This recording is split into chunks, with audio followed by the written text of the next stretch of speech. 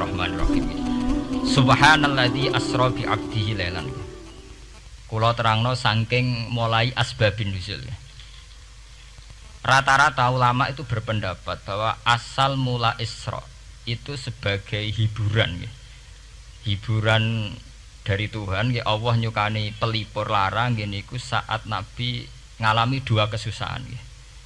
Itu periode Mekah itu periode tersulit Nabi karena beliau itu sudah minoritas, kaum minoritas kecil, miskin, terus pendukungnya tidak ada. Satu-satunya yang menggaransi, yang menjamin Nabi tidak dibunuh itu karena beliau dilindungi oleh sinten pamanipun, sinten Abu Thalib. Dan termasuk lagi secara kasta sosial ekonomi beliau tinggi karena punya istri yang saudagar kaya. Gini ku Sayyidah Khadijah. Tapi ternyata orang yang selama ini benar-benar di belakang Nabi, baik secara materi maupun moral, sing entek-entekan berjuang, ternyata wafat. Khadijah Abu Thalib wafat. Terus dikenal tahun itu tahun Amul Husni, tahun kesusahan. Sudah gitu niki sing termasuk ilmiah.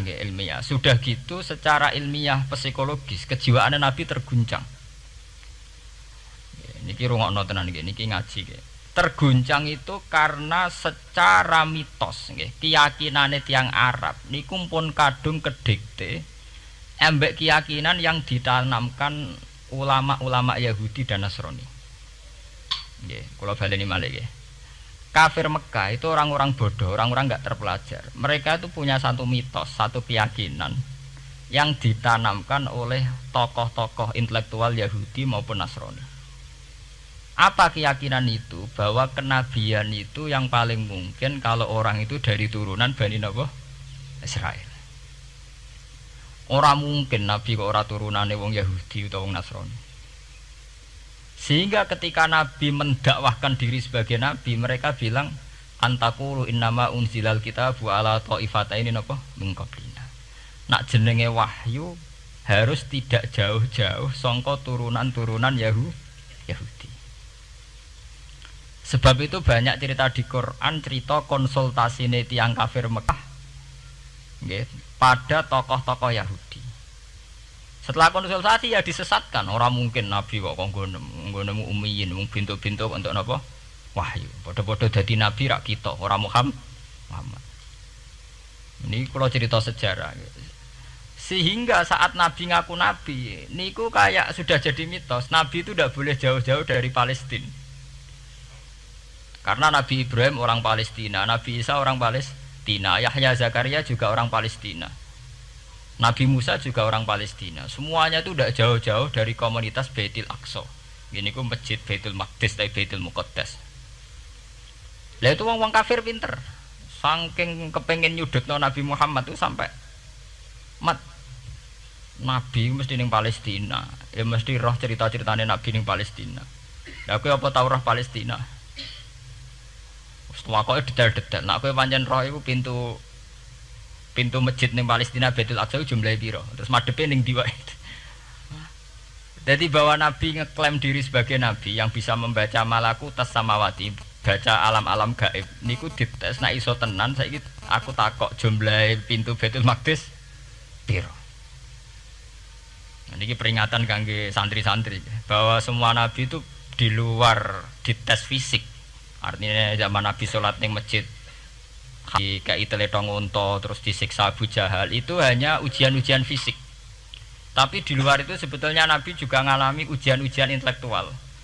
Ya kayak cerita-cerita di hadis Sahih, Nabi itu sering didatangi orang Yahudi ditanya, "Mat, saya punya 5 pertanyaan. Yang tahu itu hanya Nabi. Kalau kamu bisa jawab ya Nabi, kalau tidak ya tidak Nabi."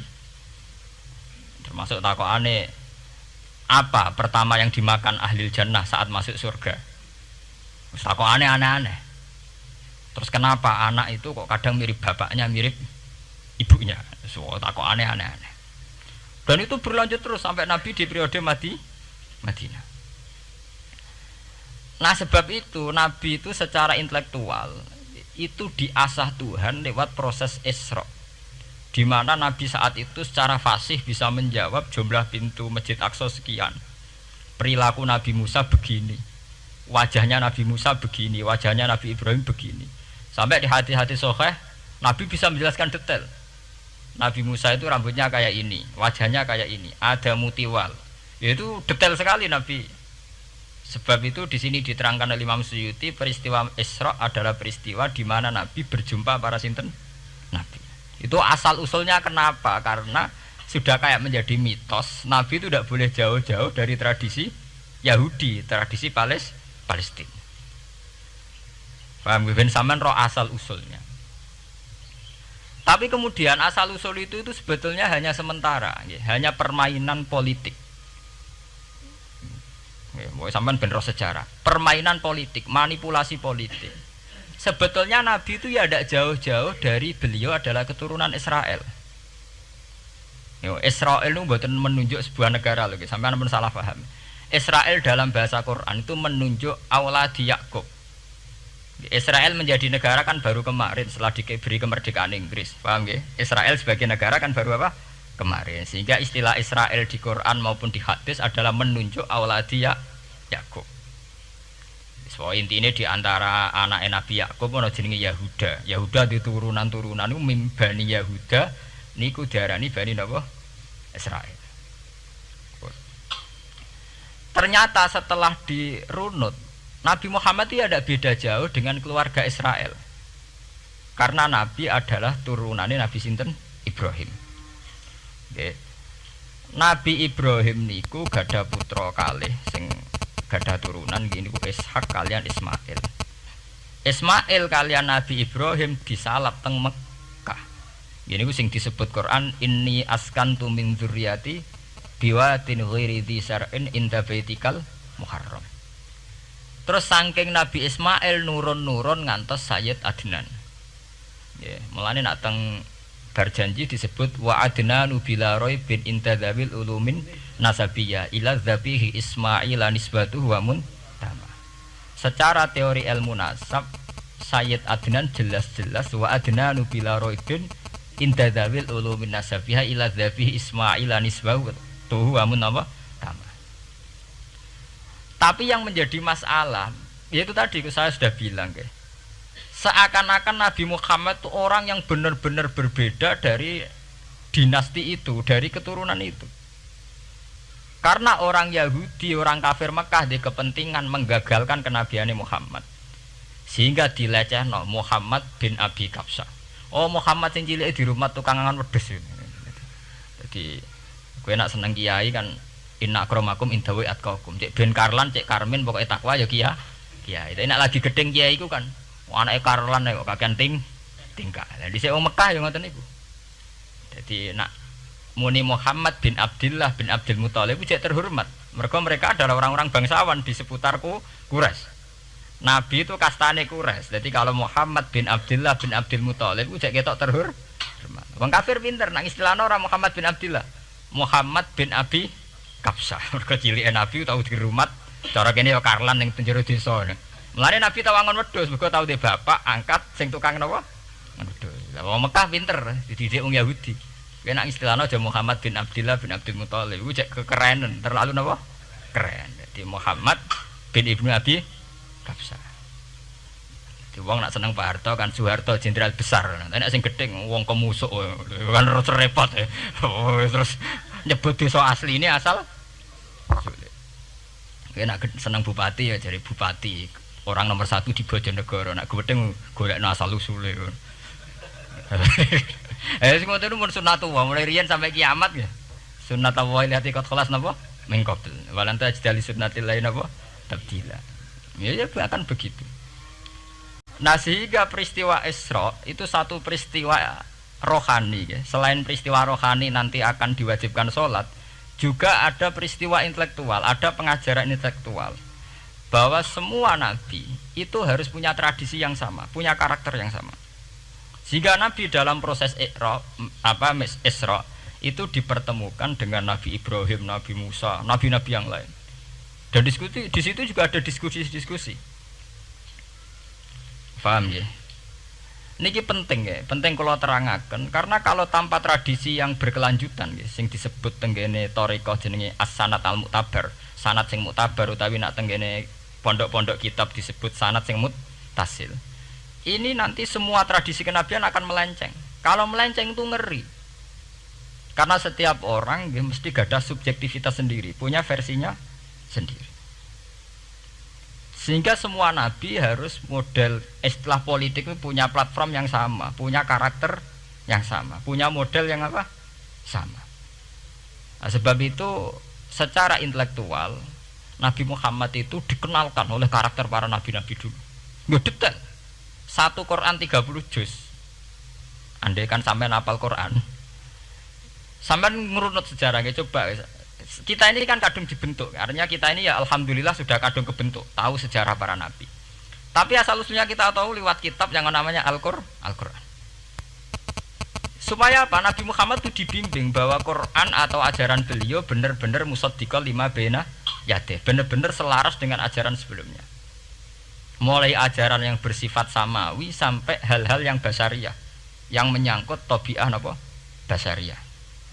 Kalau contohnya ngeten, misalnya begini. Nabi Muhammad disejarahkan Nabi Ibrahim, beliau punya problem. Problem itu berupa punya bapak atau paman yang tidak Islam. Bahkan nak ning critane kiai-kiai desa dari Nabi Ibrahim cilike kon adol patung. Terus didol meniki patung, ya ora manfaati ra mudarati, mbok tuku ya karepem ora napa? Karepem. Mbok ono sanate mbok ora, pokoke cerita itu populer. Disejarahkan begitu. Sehingga Nabi Muhammad tahu, oh ternyata yang punya problem ngadepi keluarga itu tidak saya tok. Dulu Nabi Ibrahim juga punya problem ngadepi keluarga. Aku tak lumayan terima paman, Pak Lek, Pak De, Abu Jahal sinten? Abu Lahab. Nabi Ibrahim malah bapak. Dah gitu. Setelah itu juga diceritakan tentang Nabi Nuh, Nabi Lut, seorang nabi besar yang punya nasib sial, yaitu istrinya pengkhianat. Mereka jadi kiai di bojo judes itu tidak masalah. Mulai dhisik terima kiai di bojo judes biasa. Ya itu tadi Nabi Nuh, Nabi Lut itu lebih ngeri ketimbang itu di bojo napa? Mboten kebenaran. Kita kan paling dicoba bojo judes kan ringan banget. Paling banter mecano piring gelas itu murah banget. Begitu terus. Nabi Musa juga gitu.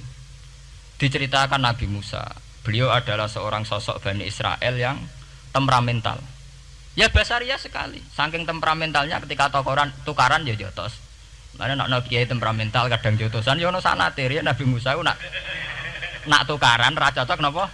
Jotos. Fawakazahu Musa faqada alai. Artinya ya basariah sekali. Cerita ABG ini kubire nggih wonten saat beliau melarikan diri lala ketemu cewek loro. Ya ora wentise barang Nabi Musa, waduh mari maksiat ae terus kon. Wadek aja mlaku ning ngarepku. Nah kena angin aku roh sikile mari nafsu. Aku nabi kok nafsu barang kan ra pantes. Nah ngono ke mlaku guriku. Ya basariah sekali itu sampai detail. Terus ketika itu terus disuaka politik oleh Nabi Syuaib.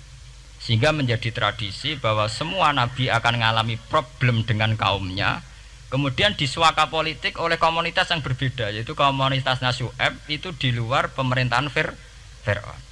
Sama seperti yang dialami Nabi Muhammad, komunitas Mekah itu menyiksa Nabi, bahkan mengimbargo sinten Nabi. Semua aliran dana, aliran ekonomi, akses dana, akses makanan itu ditutup di Mekah. Sehingga Nabi sampai dahar dedaunan, fisik bil jibali napa Mekah. Tapi beliau diselamatkan oleh sahabat Ansor yang terpisah dari komunitas Ahlu Mekah. Itu mirip ceritanya Nabi Musa yang diselamatkan Nabi Syuaib yang terpisah total dari komunitas Fir'aun.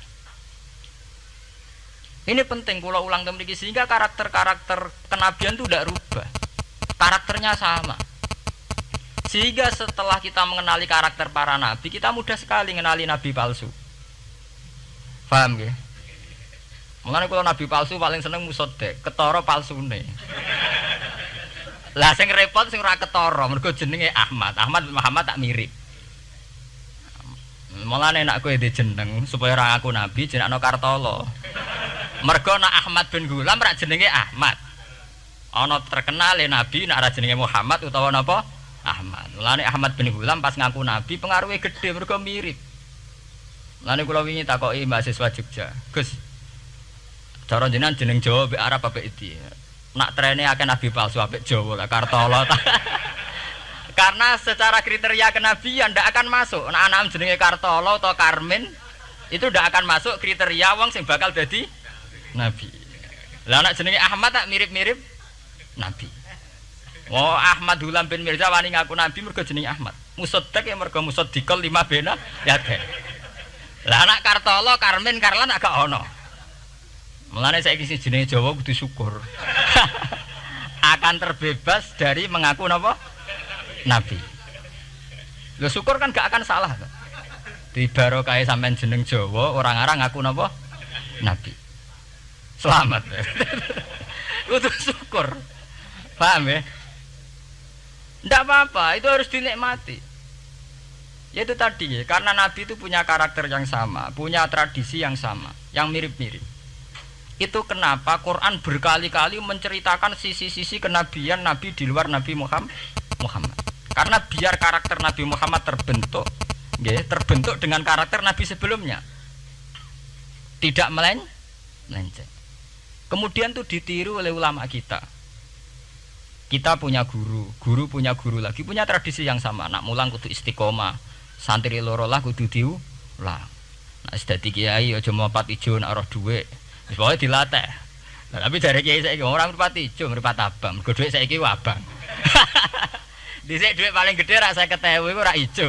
Lah saiki 100.000 abang. Dadi saiki nak nasihati nak roh dhuwit aja mripate abang. Mergo ijo wis gak akeh saiki. Paham napa?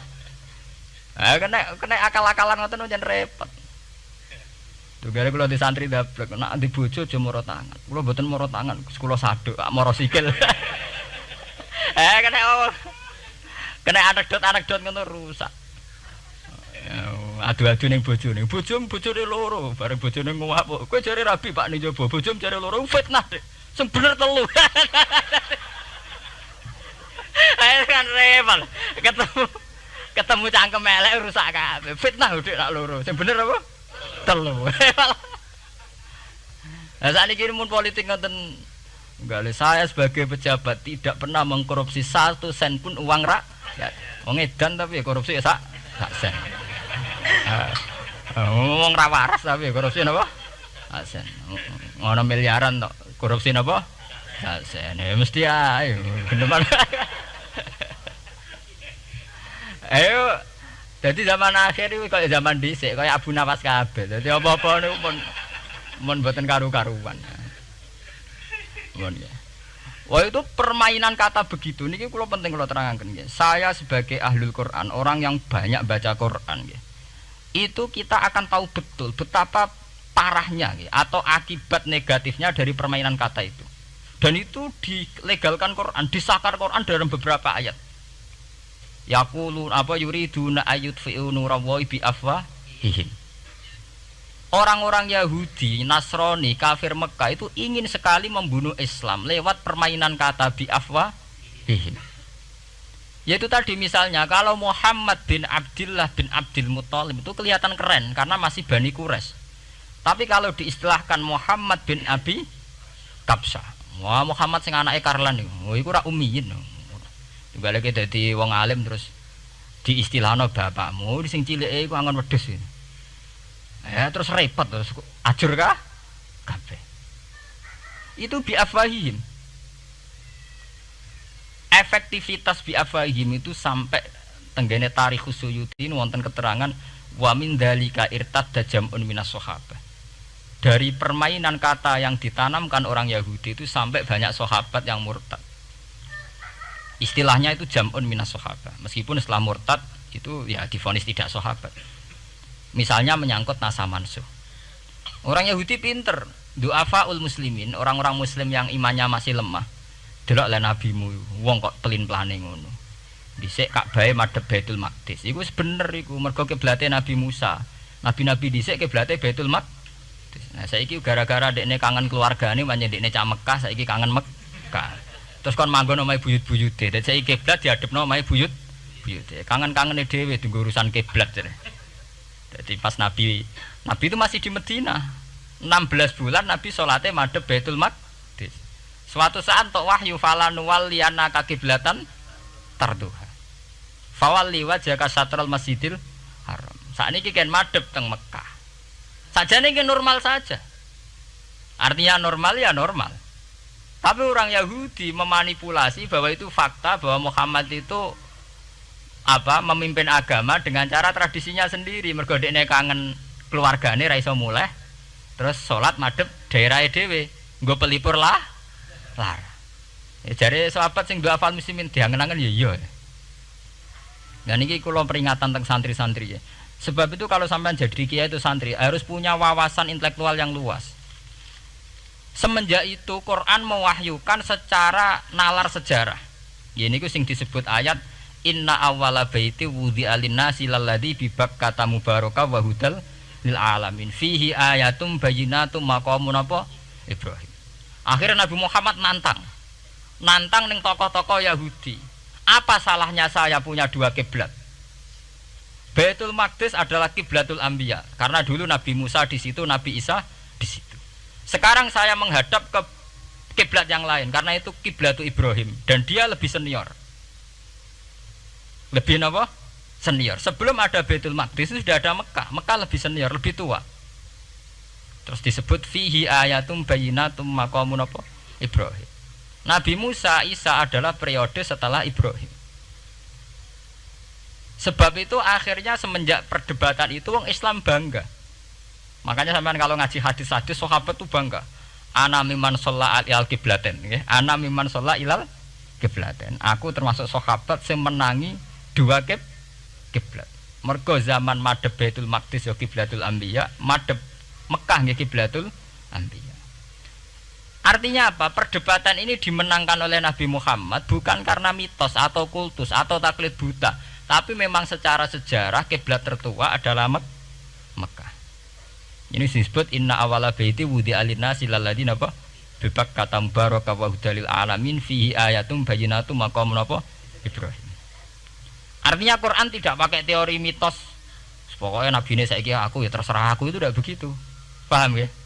Tapi diterangkan secara kesejarahan bahwa asal usul Mekah jadi kiblat itu rasional sekali. Bukan karena nabi orang Mekah mboten, memang dulu-dulunya Nabi Ibrahim berkiblat di situ. Jika Quran jawab inna awwala baiti wudi'a lin-nasi lalladzi bi Bakkata mubaraka wa hudal lil alamin. Terus kula bolak-balik masalah Isra ya. Niku masalah-masalah yang selain pelipur lara itu ada petualangan intelektual, petualangan ilmiah di mana Nabi Muhammad diperkenalkan oleh Allah nggih, diperkenalkan watak para nabi, pilihan hidup para nabi. Bahkan tradisi-tradisi para nabi. Sehingga mangke teng hadis sahih wonten keterangan saat Nabi nyancang atau menambatkan khimar atau buruk itu ya di batu yang dulu dipakai para nabi untuk nyancang napa khimar. Jadi tradisi itu dimulai dari barang-barang sepele. Carane nyancang buruk wae nabi mirip sama dengan nabi-nabi yang apa? Dulu. Terus memulainya Mi'raj juga sama dengan nabi-nabi dulu. Bon niku sing secara ilmiah tarikhiyah. Sakniki sing menyangkut akidah firqah fil Islam. Nah niki kula terangno. Menurut ahli sunnah, orang yang mengingkari Isra itu kafir. Ya kafir karena dzikra fil Quran nggih. Isra itu dzikra fil Quran. Makanya tadi saya jarang sekali pakai bahasa Mi'raj. Ya, tapi nak teng Indonesia kadung menang merjep peristiwa Isra dan apa? Mi'raj. Pokoknya bahasa kadung salah, kadung menangan ya menangan. Kadung istilah Isra dan apa? Mi'raj. Sebetulnya yang disepakati ulama itu hanya Isra. Artinya yang memungkiri Isra itu kafir karena dzikra fil Quran. Lah kemudian Mi'raj. Mi'raj menurut keyakinan ahli sunnah itu terjadi. Setelah terjadi itu masalahnya biruhi wa jasadihi jami'an ma'an atau biruhi faqat. Nah, kemudian menjadi firqah-firqah yang macam-macam. Ada yang meyakini biruhi wa jasadi, ada yang meyakini biruhi napa faqat. Sampeyan kalau ngaji Al-Kawakibul Lama'ah karangannya Mbah Fadl atau kitab-kitab panduan ahli sunnah yang disahkan oleh NU. NU dulu pas musyawarah besar di Jepang yang dipakai panduan itu dulu yang disahkan itu Al-Kawakibul Lama'ah yang dikarang Mbah Fadl. Itu memang kita termasuk ngikuti yang biruhi wajah seti. Tapi sebetulnya dalam kelompok yang biruhi fakot itu ada orang keren di dalam dunia ilmiah. Ini termasuk Aisyah meyakini biruhi apa? Fakot. Ya, tapi itu sudah masalah-masalah kemudian berkembang menjadi di luar masalah firqah terus menjadi masalah said, masalah pengetahuan. Kalau masalah pengetahuan tentu kita ini terus masalah kan artinya masalah itu. Kalau iman diukur dengan akal ya kadang tidak sambung. Wah itu mokal, orang dengan kecepatan sekian pasti hancur. Dan agama ukur akal terus ya repot. Wong dipendem sudah dibualung ya dibualung, dibakas tangi barang. Jadi sing disoal ora mek rotok kabeh napa? Disoal. Manjen masalah manusia itu masalah-masalah sing ya begitu. Oke. Mpun niku mboten penting. Nah, itu terus kemudian menjadi firqah. Terus kemudian ada hadis-hadis yang menerangkan proses Nabi dialek dengan para nabi. Kayak ketemu Nabi Musa, Nabi Ibrahim, terus Nabi Idris, Nabi Isa, Nabi Musa. Itu terus diterangkan di hadis-hadis sahih. Ini kalau balik teng keterangan wau, sebetulnya pertemuan-pertemuan ini itu dimaksudkan Nabi biar punya tradisi yang sama dengan nabi-nabi sebelumnya. Karena ini penting ya. Sama nek sira rasane dadi kiai. Niku kroso banget. Misalnya kita ya. Kita akan dididik ala pesantren misalnya. Kita punya kiai-kiai yang punya tradisi. Misalnya nak rawong nakal, wong minum astagfirullahaladzim, wong kok ngono kan gitu. Ya hanya begitu. Sehingga wis kaya identik angger kiai NU atau amalia NU iku rawani naboki wong sing nyabu. Ya rawani nyaduki wong sing lagi minum. Kemudian itu dianggap satu kekurangan atau apa walhasil kemudian lahir kayak FPI. Orang yang tidak menerima metode itu. Tapi sudah kayak ada janjian tuh begitu. Kiai paling anti kemungkaran lah itu. Masa kiai paling kerengo sapa mbok terkenal kerengo. Mereka tidak punya catatan repot bahwa mereka pernah jotosi wong minum. Masih sing sering jotosi santri lah itu tetep ora tau ono terkenal jotosi napa? Wong sing mabuk, wong sing minum. Itu sudah kayak tradisi. Dulu zaman Basim Asari Jombang terkenal ijo be abang, sing abang ya abangan tenan. Sing ijo. Tapi tidak ada catatan sejarah kiai jotosan be pemabuk. Ya memang kayak kita sudah punya tradisi nek roh kemungkaran itu menang kalah itu lewat proses bil hikmati wal mau'izatil hasanah. Kita ini kayak punya tradisi nak roh kemungkaran milih model Nabi wa mahdi qaumi fa innahum la ya'lam. Itu ya kayak ada janjian begitu. Meskipun kita sebagai orang alim ya tahu nahi mungkar itu wajib. Nahi mungkar itu begini-begini, tapi ya praktek kita tidak pernah begitu. Ya, kalau di Timur Tengah kebalikan. Mana ada terima karuan wong nakal. Padha saleh beda aliran halal dibunuh. Sehingga wong Sunni yo ngalalo dare wong Syiah nggih ngalalo dare napa? Wong Sunni. Ya sudah kayak tradisi. Sampai nak maca kitab fikih-fikih khas Arab. Mau biasa muni wong ngene iku muhaddarun damu. Padahal ya wong soleh, wong Islam di mazhab apa ini disebut darun apa? Damu. Sehingga kita itu tadi, kita punya tradisi. Saya tuh kalau sedang tahajud, matehai para wali-wali songo atau apa. Itu yang terpikir di saya itu hanya satu. Agama Islam itu lahir lewat Quran dan hadis. Tapi kemudian tahu-tahu tetap berimprovisasi, berkembang sesuai tokoh yang membawa. Sampai kalau melihat Islam di India dulu sampai perang besar-besaran, kemudian zaman Abul A'la Al-Maududi, zaman periode Muhammad Iqbal, sampai India pecah, kemudian jadi Pakistan yang bernegara apa? Islam, karena banyak konseptor Islam yang tidak setuju negara sekuler. Akhirnya mereka misah jadi negara Islam Pakistan. Kemudian Timur Tengah juga begitu. Karena Timur Tengah sudah Islam semua, masalahnya itu diislamkan ala Sunni atau ala Syiah. Iran menjelma sebagai aliran Syiah. Yang Sunni dianggap sesat, halal darai. Irak zaman Saddam Hussein pemerintahan Sunni. Sing Syiah dibantai sehingga wong Kurdi do mati. Era Saddam keok gentenan Saddam sing dibantai. Makanya kalau saya ngaji di Jogja, seminar di Jogja bilang, kita ini harus bersyukur. Kita ini punya tradisi konflik yang terbaik di dunia. Enggak, kita ini punya tradisi konflik yang terbaik di dunia. Sampai nak Isra Ikhwanil Muslimin teng Mesir, Badan Intelijen Nasional atau Badan Stabilitas Nasional, Bakor Setanas atau itu harus terima kasih sama tradisi tokoh-tokoh Islam di Indonesia. Lepas dari kita setuju tidak setuju itu terserah. Tapi kita punya tradisi konflik yang paling baik di dunia. Kurang bencinya Gus Dur sama FPI atau FPI sama Gus Dur. Paling mereka ya adu statement di depan wartawan. Itu bagus sekali. Cara nang Arab wis tembak-tembakan. Kita punya sejarah. Secara pesantren saya itu punya sejarah panjang. Zaman Mbah Imam beda dengan Mbah Zubair, zaman Kiai Memun beda dengan Kiai yang lain. Paling adu statement saat ada tamu itu paling bagus. Kita punya tradisi konflik paling bagus di dunia. Kayak apa mangkalnya orang NU saat Gus Dur diimpis, dipecat. Tapi habis itu ya sering seminar ketemu Amin Rais. Ya mereka adu polemik, ini tidak konstitusional, ini apa. Gus Dur nggak jurus dekret.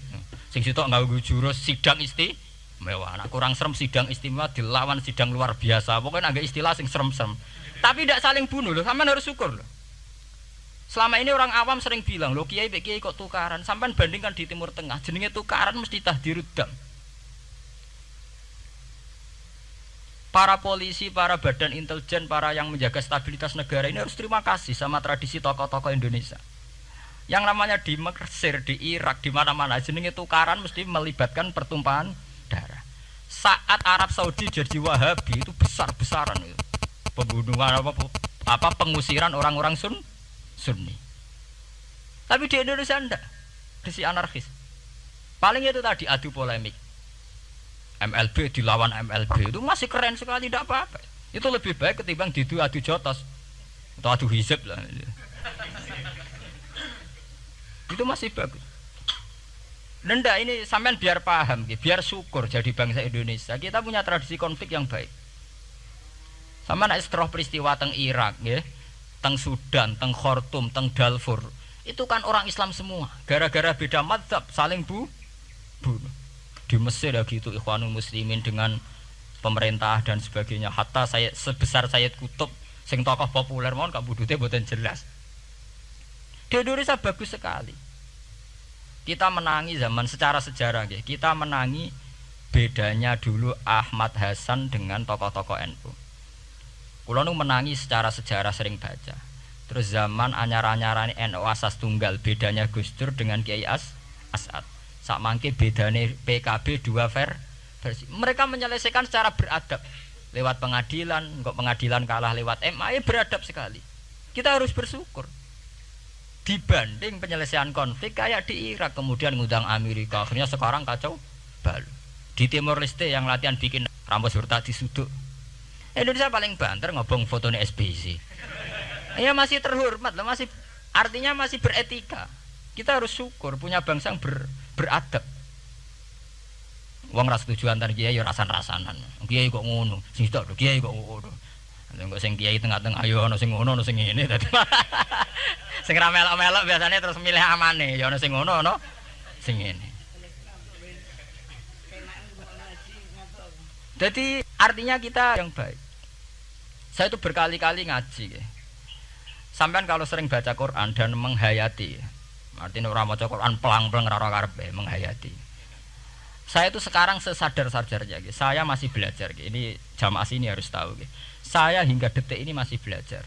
Entah itu lewat belajar baca Jalalain atau belajar merenung maupun belajar lewat yang lain.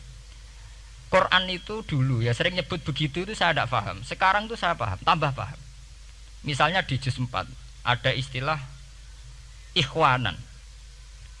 Orang mukmin disuruh ingat peristiwa-peristiwa yang dulu saling kuntum a'daan fa'allafa baina qulubikum fa asbahtum bi nikmatihi napa ikhwanan.